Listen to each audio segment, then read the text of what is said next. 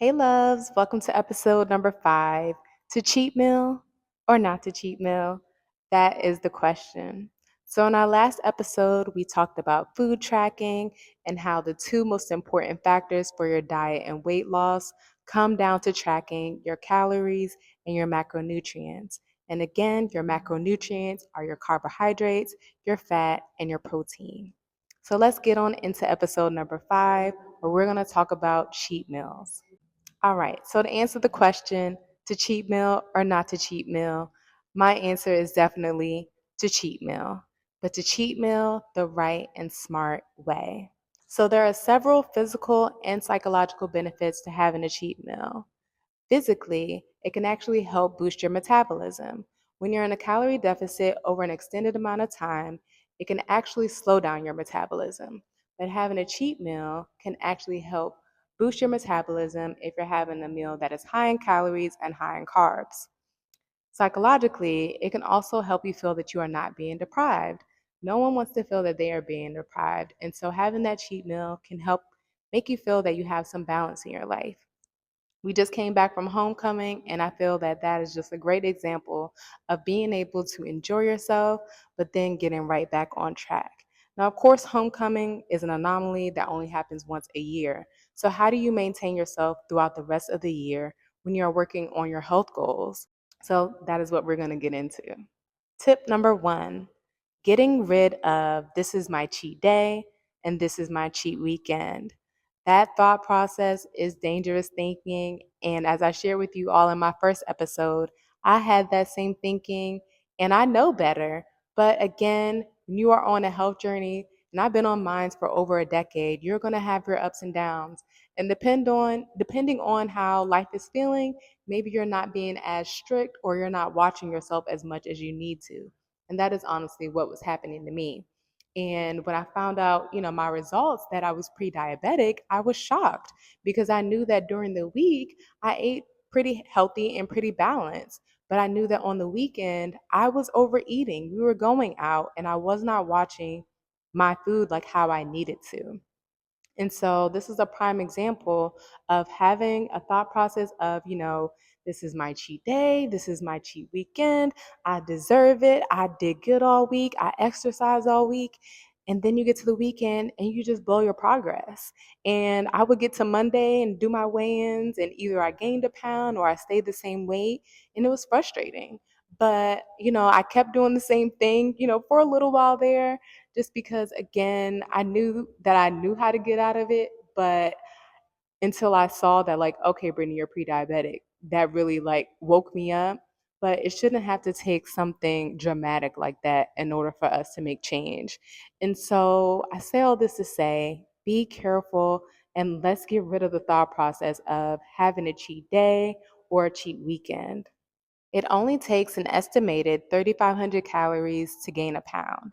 And that is why you usually hear that 500 calorie deficit a day, because 500 times 7 days in a week is 3,500 calories. But it is so easy to wipe away all of that progress if you overeat on the weekend. And so we're going to do an example together and look at the Cheesecake Factory menu because I thought this was a good example just to show you how fast those calories can add up. So, looking at the menu, I know my husband and we would love to do this calamari, and then we would also love to do this crab dip. That is definitely our speed. And so, looking at these two appetizers, they were both over 1,000 calories. Now, of course, we're splitting them, so maybe I might have around 1,200 calories or something like that, at least over 1,000 calories once we split these two appetizers. All right, so looking at the entree, this fettuccine with shrimp, I would actually add chicken to this. I would do chicken and shrimp. And so you can see that from this entree alone, it's over 2,000 calories. So adding up the appetizer and then adding up the entree, I'm already over 3,000 calories. And let's not forget about the dessert, because I might want to take a strawberry cheesecake home because strawberry cheesecake is one of my favorites. And so I could see myself taking that home to eat later. And now I'm over 4,000 calories. Look how fast it was just in that one sitting for me to rack up over 3,500 calories. And again, 3,500 calories is 1 pound. That's not even including what else I could have eaten in that day, counting breakfast, counting my lunch, counting snacks, or anything else that I might have had in that day. It's so easy to overeat and for us not really to notice it. Now, you may be like, girl, why would you eat all that? That's a lot of food. And I hear you, that is a lot of food. But it is so easy for us to have an app, to have a dessert. And even that entree is over 2,000 calories in just itself. So if I cut out all of that, I still would be very high in my calories, depending on what else I had throughout the day. So this is just an example to show you of how easy it is to add up your calories and how fast we can overeat. And I didn't even factor in if we wanted a few libations in there. So, okay. So, let's be careful, you guys, of saying this is my cheat day or this is my cheat weekend. We got to be very, very, very, very careful. Which brings me to my second tip is we are only going to have a cheat meal, okay? Cheat meal, not cheat day, not cheat weekend. Cheat meal. Now, my biggest recommendation with just having a cheat meal is being able to track it. Now, I use the example from the Cheesecake Factory because they actually had their calories on their website, which I appreciated. When I looked at other restaurants that I actually enjoy, they didn't have their calories and their nutrients on their website, and it said that it was unavailable. So that was unfortunate to see.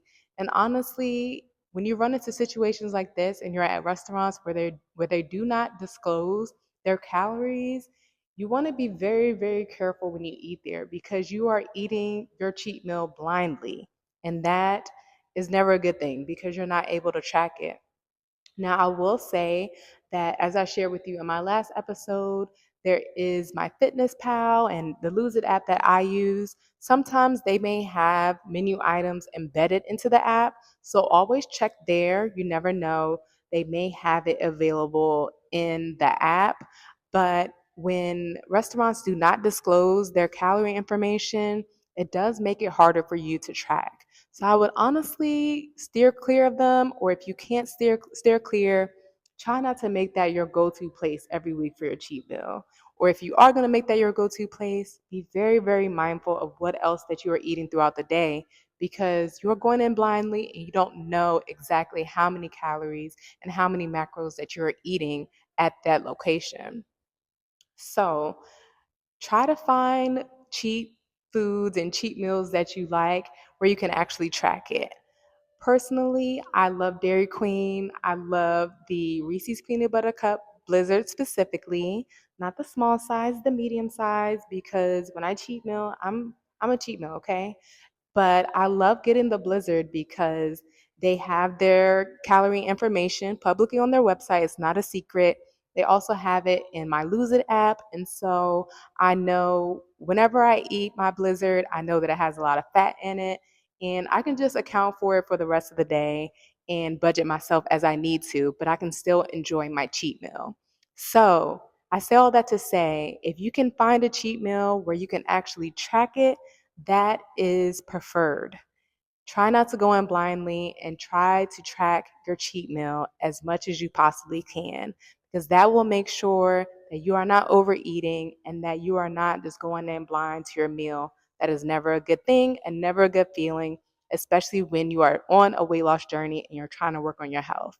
All right, so this brings me to my last and final tip. For number three, I would recommend definitely making sure that you are exercising on the day that you have your cheat meal. Be active. Keep your workout going if you can. Do not exclude it. Get in your cardio, get in your strength training, and be active on the day that you have your cheat meal.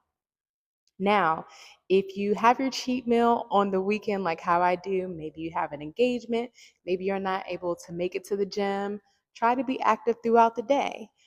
Be active with your kids, take them to the park, be active around the house, clean, do laundry, Take the steps if you're out. Try not to take the elevator.